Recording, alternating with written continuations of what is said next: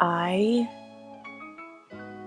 sure, along with everybody, when you were watching this episode, thought the exact same thing that I did.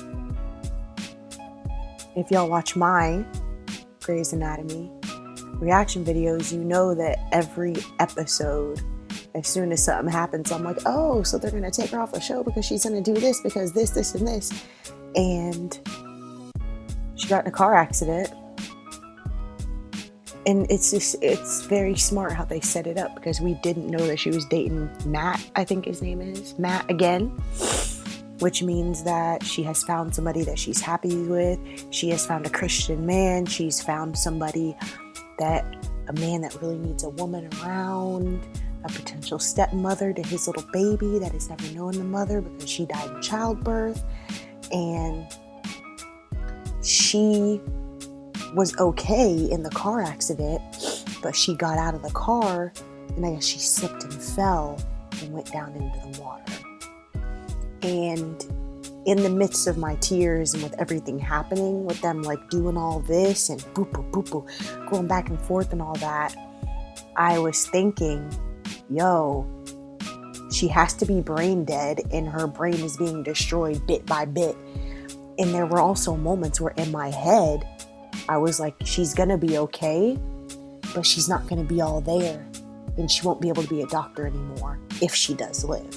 But they made sure that Kepner explained it when she was basically reviewing what happened to herself in her genius way. And she said that because she went hypothermic, her whole body being cold and shut down kind of preserved her brain, you know? So, and I mean, I'm not a doctor, I don't know, but I'll buy that. It makes decent sense to me. I'll tell you all the things that were making me cry in this episode. The number one thing that was making me cry, no, they're not in any particular order.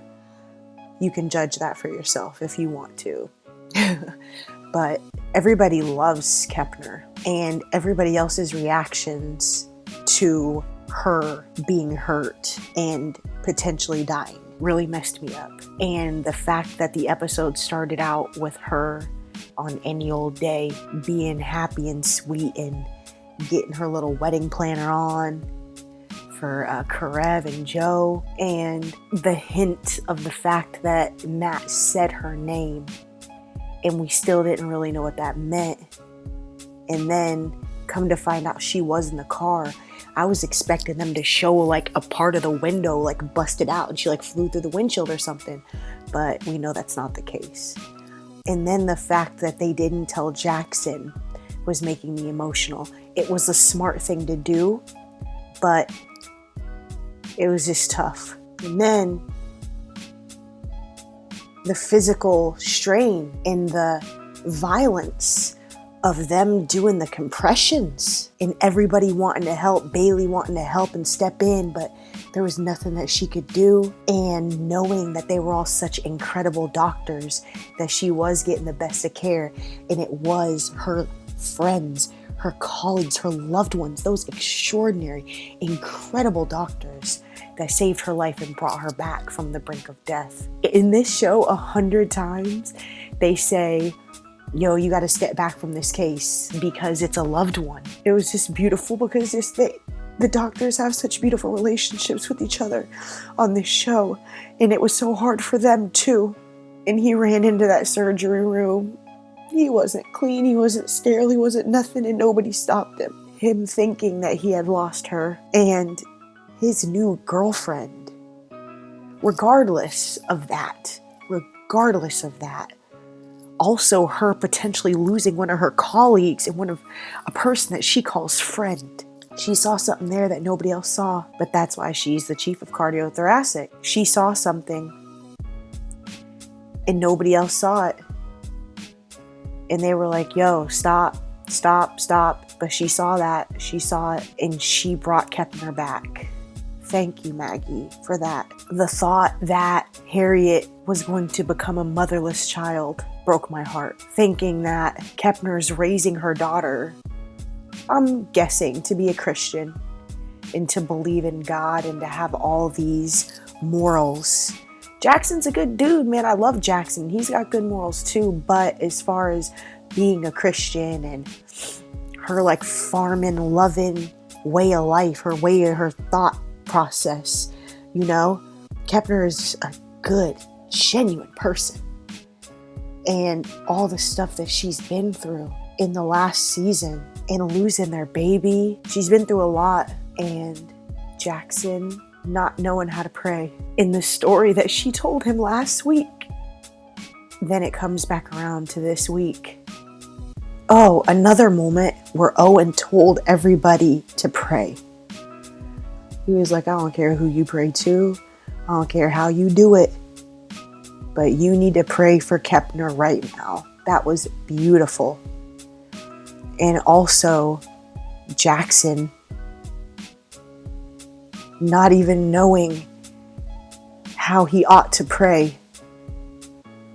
But he cried out to the Father. And he heard his prayer. Kepner came around. And I believe that God answers prayers. I believe that God hears our cries. And I was also emotional in that moment because I know that he's probably going to create a relationship with God. I pray and I believe that he will start to seek God out. And he's in some tough situations right now too. You know? Just like the story in the Bible, you know? I mean, he didn't do it to follow God. He did it to do what was right. And that's a big deal too. He paid off all those people. He tried to make amends for the mistakes of the people that came before him. And he gave them everything he had. A selfless act. He had nothing to do with it. But it was just a mess that he got left with.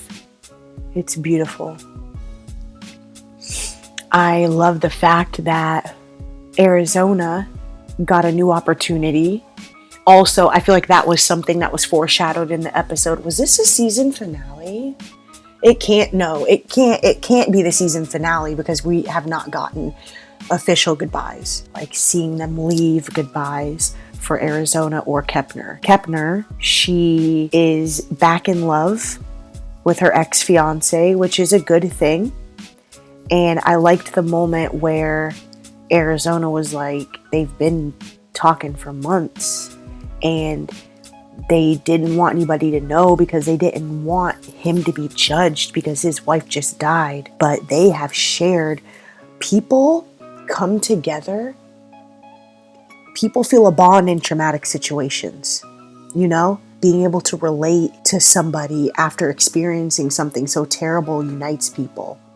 She lost a child and his wife died in childbirth. And through that, they've just grown a lot closer and they're in love. And I love that moment where they had their two beds pushed together and he looked at her and she said, I'm alive. And he was like, I heard you weren't. It was just a powerful episode. And the moment where Jackson went and got Harriet out of the daycare. And it's just incredible. It's so interesting to think about that the two most important people in Kepner's life, Harriet and Jackson. Of course, Harriet's a baby, but if they had had it their way, he would have been kept in the dark as long as possible until they could figure it out. I know that he was in surgery and they didn't want him to mess up that way, but he was the last to know, and he means the most. And the hug, the embrace that Jackson gave baby Harriet, like, yo, you were sitting here playing with blocks all day and your mom almost died. You almost lost your mother. Losing a mother, losing a parent, losing somebody, a significant everyday figure in your life. It's going to affect you. I don't care if your daddy is an Avery. I don't care if your daddy's a surgeon. I don't care what nice private schools you go to and what opportunities you have in front of you. Losing somebody that's significant in your life is going to affect you. And Harriet's going to be all right now. Jackson's going to be all right now. Kepner is going to be all right now. the way he held her, it was just like, your life is going to be just fine and everything's going to be all right. I am curious how they're still going to take Kepner off the show, though. You know, I'm sure that she will definitely need loads of recuperating and healing time.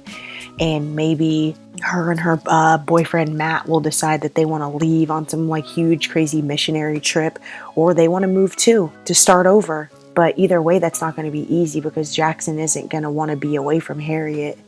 But something is going to happen. Oh, and if I didn't say it already, Arizona got an incredible opportunity with one of her past teachers, mentors, to take her idea for the cart and start a birthing center, basically like a mothers and babies delivery center. Probably, I mean, any case that comes, you know, but especially the really, really, really severe cases. And I think that that's absolutely incredible. I'm so happy for her. Sucks that she's leaving, but again, like I said last week, it is becoming more and more and more of potential for a spinoff, you know. But I know that it's not going to be a spinoff because if Arizona was in New York, Callie would have to be a permanent fixture on the show. And I think Callie's done. I think Callie is totally done. The actress that plays Callie is totally done with the Grey's Anatomy world. So she's just gone. She's just going to go float in space. Just like Christina Yang is floating in space over in Switzerland with DeLuca's girlfriend. You know, I really enjoyed this episode. And if you did, please comment down below the moment that affected you the most, how you're feeling, and what you think is going to happen on next week's episode. And I'll see you guys on the next one.